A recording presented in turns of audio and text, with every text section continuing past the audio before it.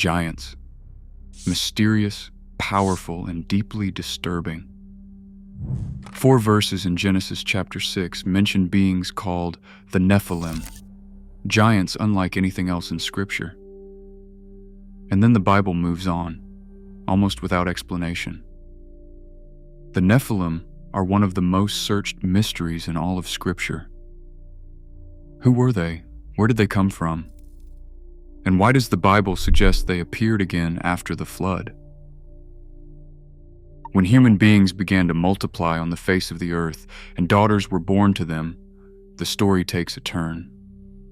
The ancient Hebrew text says, "The sons of God saw that the daughters of men were beautiful, and they took wives for themselves, whomever they chose." No explanation is given for who these sons of God are, or why their choice matters so much. The words are sparse, but the weight is heavy. The next line is even more unsettling.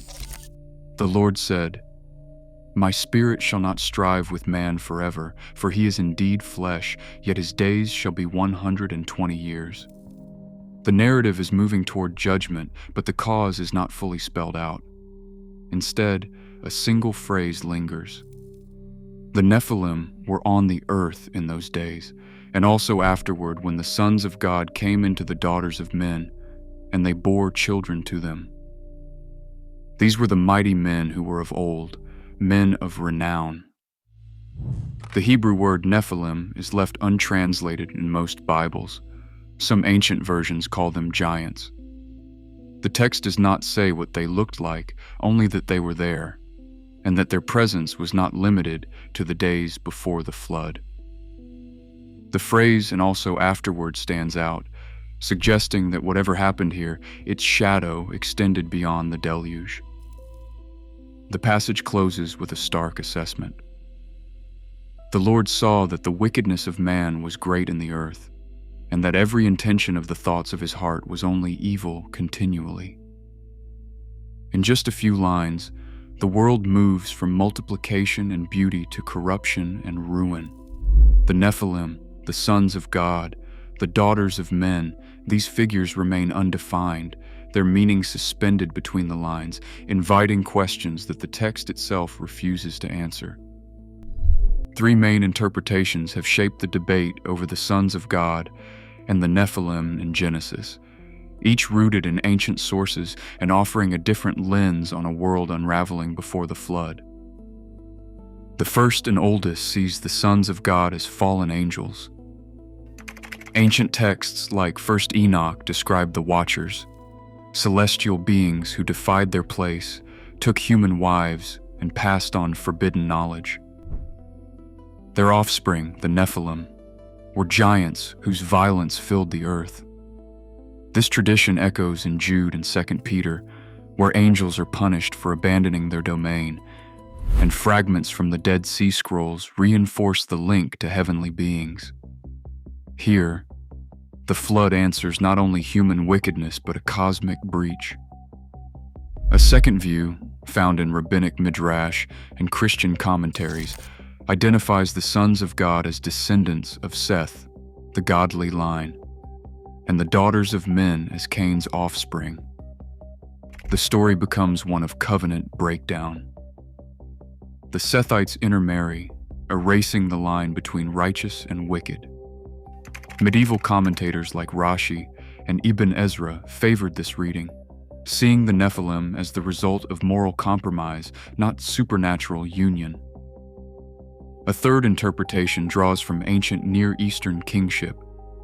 Inscriptions from Akkad and Egypt show rulers claiming divine parentage, calling themselves sons of God. Some scholars argue Genesis 6 borrows this royal language, casting the sons of God as powerful rulers who seize women and spread violence. Genesis 6 verse 5 brings all 3 views to a shared conclusion. The Lord saw that the wickedness of man was great in the earth. The name Nephilim sits at the crossroads of language and mystery. In the original Hebrew, the word is spelled Nephilim. Most scholars agree it comes from the root nephal, meaning to fall. This points to a meaning closer to the fallen ones than simply giants. Yet the biblical text itself never explains what makes them fallen or from what they have fallen. The ambiguity is not accidental. When Jewish scribes translated Genesis into Greek for the Septuagint, they chose the word gigantes. In Greek myth, gigantes were giants, beings of enormous size and strength, often at war with the gods. This translation set the stage for centuries of interpretation, but it also introduced a subtle distortion. The Hebrew does not describe the Nephilim as merely tall or strong. Instead, the text links them to a sense of brokenness or transgression, something that has gone wrong beneath the surface. The phrase that follows in Genesis, "These were the mighty men who were of old, the men of renown," adds another layer. The Hebrew Gibborim, often translated as mighty ones or heroes, suggests legendary figures, but not necessarily monsters. They are remembered not just for stature, but for reputation and deeds. The label men of renown frames the Nephilim in cultural memory as something more than physical oddities. They are woven into the fabric of ancient legend, but the text refuses to define them narrowly. What emerges is a picture that resists simplification. The Nephilim were not simply large men. They represent a boundary crossed, a presence that lingers in the biblical imagination as both warning and enigma. The choice of words, Nephilim, fallen ones, gigantes, mighty men, shapes not only how later generations would remember them, but how the story itself continues to unsettle and provoke questions that the text never fully answers. 12 men crept back across the border, their faces drawn and voices shaking. The land they had just scouted was everything they had been promised: lush, fertile, overflowing with grapes and pomegranates. But the story they brought was not one of hope. In the Book of Numbers, chapter 13, their words landed with the force of a curse. They reported that the people who dwell in the land are strong, and the cities are fortified and very large, and besides, they saw the descendants of Enoch there.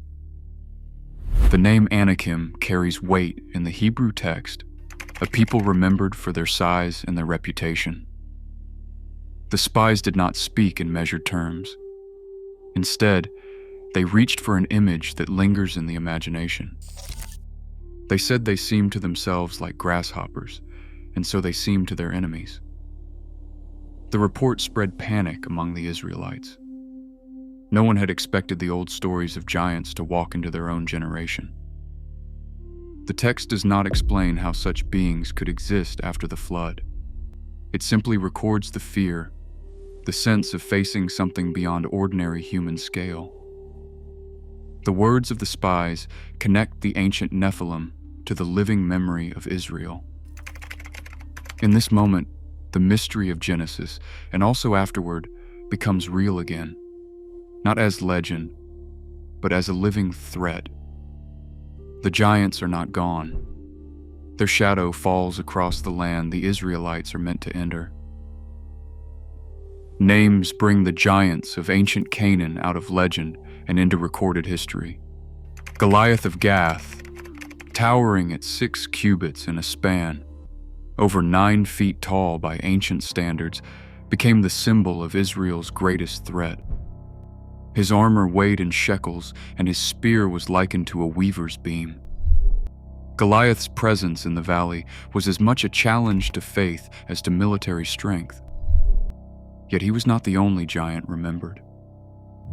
Deuteronomy records Og, king of Bashan, whose iron bed measured 9 cubits long and 4 cubits wide, about 13 to 16 feet. While the text stops short of claiming Og matched his bed's size, it leaves the bed as a testament to his reputation among the Rephaim, the ancient giants east of the Jordan. In the time of David, 2 Samuel chapter 21 lists more warriors with 6 fingers on each hand and 6 toes on each foot, all called descendants of the giants. Their names and deeds remain, anchoring the motif in Israel's memory. In the final books of the New Testament, the ancient story of Genesis finds an echo that is both brief and unsettling. The letter of Jude, written in the 1st century, recalls a tradition older than the Gospels themselves. And the angels who did not keep their own domain, but left their proper dwelling, he has kept in eternal chains under darkness for the judgment of the great day. Those words are echoed in 2 Peter. For if God did not spare angels when they sinned, but cast them into Tartarus and committed them to chains of gloomy darkness to be kept until the judgment.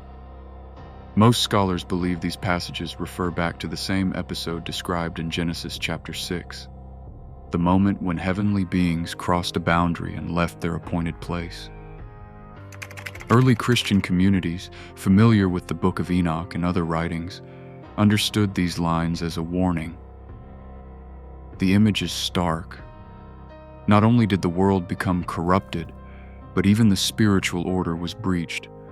The result was not freedom, but imprisonment, chains of darkness, awaiting for judgment that has not yet ended. The New Testament does not explain the Nephilim, but it does not let the story fade.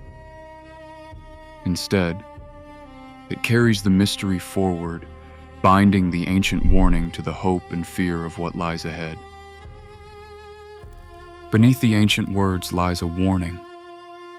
When corruption takes root, what follows is never just legend. Genesis 6 hints at a boundary crossed, a world remade in judgment.